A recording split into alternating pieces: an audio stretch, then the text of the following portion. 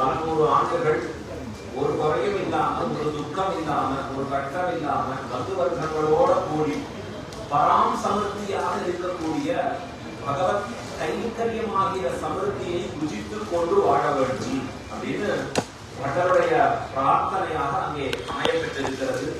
ஸ்ரீ குரு அகஸ்மாத் திருமாமா அவருடைய நிர்வேகமான கிருபையை என்னிடத்திலே நீ அருள வேண்டும் என்று பட்டர் தம்முடைய தாயாக விளங்கி இருக்கக்கூடிய ஸ்ரீரங்க நாச்சியாரிடத்திலே பிரார்த்திக்கிறார்கள். பட்டர் பிரார்த்தனை பண்ணலாம் கிடைச்சிடுமா எல்லாருக்குமே அப்படின்னா கிடைக்கிறது துர்லபமே. ஆழ்வாரே பாசகத்தை சொல்றார், வேதநூல் பிராயநூறு மனுஷர்தாம் புகுவரேனும் அப்படின்னு வார்த்தையிட்டார். சதமானம் பவதி சதா புருஷா என்று வேதம் புருஷனுடைய ஆயுஷை 100 வருடமாக நிர்ணயித்தது. அந்த 100 வயசு வாழ முடியுமா அப்படின்னு கேள்வி கேட்டா உடனே ஆழ்வாருடைய திருவாத்திற்கு புகுவரேனும் பாதியும் உறங்கி போகும், பாதி உறக்கத்துல போயிடும், மீதி நம்முடைய உபன்யாசம் கேட்கச்சே உறக்கத்துல போயிடும். இல்ல வேற சமயங்களை நம்மளால பொழுது போக முடியலன்னா அப்படி போயிடும். பிணி பசி மூப்பு துன்பம் ஆகலால் பிறவி வேண்டேன் அப்படின்னு ஆழ்வாருடைய தொண்டரைக்குடி ஆழ்வாருடைய திருவாக்கு. இது நேரே பிரகலாத ஆழ்வான் சொல்லி இருக்கக்கூடிய திருவாக்கு. உலகத்துல இந்த பிறவி எடுத்தது அப்படின்னு சொன்னா அதுல 50% தூக்கத்திலேயே போகும்படியா இருக்கிறது. இது வேண்டாமே அப்படின்னு தோன்றும்படியா இருக்கு. ஆனா ஆழ்வார்களும் ஆச்சாரியர்களும் ஸ்ரீரங்க கஷேத்திரத்திலே ஸ்ரீரங்கநாதன் திருப்படிகளிலே ஆசைப்பட்டு இருக்கிற பொழுது எது வேண்டாம்னு சொல்றான்னா, அச்சுவை பெரினும் வேண்டேன் அரங்கமான் அகருளானே. எப்படி ஹனுமான் திருவடி சொல்லி இருக்கக்கூடிய வார்த்தை, என்ன வார்த்தை சொல்றாரு திருவடி அப்படின்னா, மேல இருக்கிற லோகம் நமக்கு வேண்டாம் பெருமானே, அனுதூஷ விபீஷணயோஸ்யாம் யதமாமிக மோக்ஷம் உபேக்ஷ்ய ரகுநாயக நிஷ்கிரய பூதம் புவி ரங்கதனம் ரமயேன்னு வார்த்தை சொன்னார். அழகா பராசரவணர் ஹனுமானும் விபீஷணனும் மோட்சத்தை உபேட்சித்து ஸ்ரீரங்கத்திலேயே வாசம் பண்ணுதல். இப்ப சொல்லி வந்தது எல்லாமே குழப்பமா இருக்கு. எப்படி இருக்கு, பரமபதம் போகணும்னு ஆசை இருக்கிறவா பரமபதம் வேண்டாம் ஸ்ரீரங்க கஷேத்திரத்திலே நிறைய இருக்கணும் அப்படின்னு சொன்னா இது எதை காண்பிக்கிறது? ஆயுஷ் நிறைய வேணும்னு சொல்றதா, சம்சாரத்துல நிறைய இருக்கணும்னு சொல்றதா, இல்ல பரமபதம் சீக்கிரம் போய் எபெருமானிடத்திலே நித்திய கைங்கரியம் பண்ணணும்ன்ற பிரார்த்தனையை சொல்றதா அப்படின்னா, இந்த 2 பேரும் ஒரே கேஸ கொண்டு வரச்சு, 2 பேரும் படிச்ச ஒரே லாவை வச்சுதான் ஆர்குமெண்ட் நடக்காச்சு. ஜட்ஜ்மெண்ட் ஜட்ஜி தான் கரெக்டா கொடுக்கணும். நமக்கு ஜட்ஜிக்கு தானே இன்னைக்கு அழகா நவதி மகோத்சவம் நடக்கிறது. அது போல ஆச்சாரியர்கள் அற்புதமான ஜட்ஜ்மெண்ட் கொடுத்தா. இந்த பக்கம் சொல்றது சீக்கிரமா பரமோதம் போகணும், அந்த பக்கம் சொல்றது இல்ல நெடுநாள் இருக்கணும் ஸ்ரீரங்கே சரதம் சரசுபுரத்து வருகேன்னு. இப்ப ஜட்ஜ்மெண்ட் எப்படி கொடுக்கிறது அப்படின்னா, சம்சாரமாகிற வெறும் உண்டியே உடையேன்னு தெரியக்கூடிய பிறவியா இருந்தா நெடுநாள் வேண்டாம். ஆனா அழ்வார்கள் ஆச்சாரியர்களை போல எம்பெருமான் திருவடிகளிலேயும் பாகவதர்கள் திருவடிகளிலேயும் கைங்கரிய பிரேமம் விட்டிருந்து தொண்டுக்கே கோலம் பூண்டு வாழக்கூடிய பிறவி இன்னும் ஒரு 100 நூற்றாண்டு இருக்கும்படியான பிரார்த்தனை இருக்க வேண்டும். அவ்வளவுதான் ரொம்ப சுலபமான ஜட்மெண்ட். எது பகவத் பாகவத ஆச்சாரிய கைங்கரியத்திலே ஈடுபடும்படியாக இருக்கிறதோ அப்ப அது என்ன வேணும்? அது உயர்ந்த ஜென்மமாகிறது.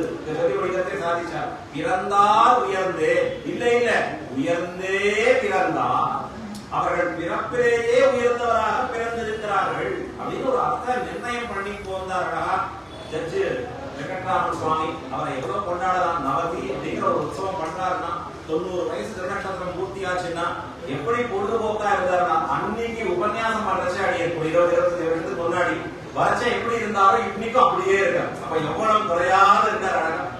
இது மேலே பரமாத்மா இருக்கக்கூடிய சுபாவம் மாதிரி எப்பவுமே அங்க இன்னும் 25 வயசு முடியல, இன்னும் 25 வயசு முடியல அப்படின்னு சொல்லும்படியாகவே பகவத் தியானத்துல இருப்பதாலே, ஆச்சாரிய கைத்தரியத்துல மூழ்கி இருப்பதாலே, சத்தான சத்விஷயங்களை கேட்டு பரம சாத்விகளாக இருக்கிறபடியாலே அழகா மோட்சப்படியோ ஒரு அர்த்தம் சொல்லுவார். கடைசியா காண்பிக்கிறச்சே ஞானமும் விரக்தியும் சாந்தியும் உடையனாக இருக்கக்கூடிய பரம சாத்விகனுடைய சகவாசம் பண்ணுகை வைஷ்ணவாதிகாரிக்கு அவசியாபேட்சிதம். ஞானம் இருக்கணும், விரக்தி இருக்கணும், சாந்தி இருக்கணும். அவர் முகத்தை பார்த்தாலே நமக்கு அப்படிதான் தெரியும். எப்பவுமே பரம சாந்தியோட கூடியவராக ஆச்சாரிய கைங்கரியத்திலே பிரதானமாக கொண்டவராக. காரணம் என்ன? வளர்த்ததனால் பயன் பெற்றேன் வருக வேண்டும் என்று இந்த மடத்திலே சுவாமி வளர்த்து கொடுத்தது. ஆச்சாரியன் அப்படிப்பட்ட ஒரு பிரதான சிஷ்யரை நேரே உத்தாரண ஆச்சாரியராக எடுத்து இருக்கக்கூடிய அனந்தார்படை சுவாமி அவருடைய நேரே கடாட்ச விசேஷத்தாலே மறந்து இருக்கக்கூடிய குடும்பம் அப்படி தான் மட்டும் இல்ல, தான் பெற்றெடுத்த பிள்ளையும் ரத்னமா வளர்ந்திருக்கக்கூடியவர். நீங்க சீவைஷ்ணவ சம்பிரதாயத்துல தர்க்கம் பண்ணணும்னு சொன்னா யார கூப்பிடுறது? சுவாமி தர்க்கம் வாசிச்சவா நிறைய இருக்காளே, அந்த தர்க்கம் பண்றதுக்கு இல்ல, கோர்ட்ல தர்க்கம் பண்றதுக்கு இல்ல, அவர் குமார என் ஷியாம பெற்று கொடுத்தேங்கிறார் அவராக. இதுக்காகவே நம்ம கொடுத்துருக்கோம்.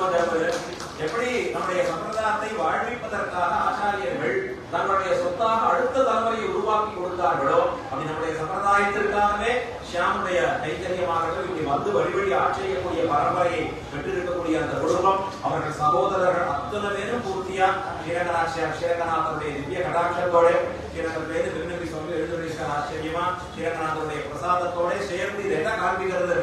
சீக்கிரத்துல இன்னும் 10 வருஷத்துல அவருடைய சதமானோத்சவமும் எல்லாரும் சேர்ந்து அன்றைக்கும் அவருடைய அற்புதமான ஆரோக்கியம் போகியம் ஆயுகு உதவிக பகுனா எத்யதாஸ்தா பலம்பா என்று சுதர்சன சதகத்திலே பூர நாராயணஜியர் பிரார்த்திக்கிறார் போல ஸ்ரீரங்கநாராயண மண்டலத்திலே முதல் ஆச்சாரியனாக எழுந்திருந்த பூர நாராயணஜியர் சுவாமி அவருடைய அபிலாஷை நிறைவேறும்படியாக, சுவாமியுடைய அபிலாஷை பூர்த்தியாகும்படியாக அந்த ஸ்ரீரங்க நாராயணஜியர் பொன்னான ஜீரா என்ற சுவாமி பிரார்த்தித்தபடி அவருக்கு அவருடைய குடும்பத்திற்கு ஸ்ரீரங்கநாதன் எல்லாவற்றையும் அவர் மேலும் மேலும் மேலும் பகவத் பாகவத ஆச்சாரிய கைத்தரியத்திலே கிடைக்கும்படியாக பிரார்த்தித்து அடியேனுக்கும் இந்த சந்தர்ப்பத்திலே வருவதற்கு ஆணையிட்டு வந்த பிறகு இந்த வாக்கைங்கரியத்தை கொடுத்த ஜீர சுவாமியுடைய திருவடிகளுக்கு பல்லாண்டு பாடி அமைகிறேன். சர்வான அபராதம் அழ்வார் பெருமானார்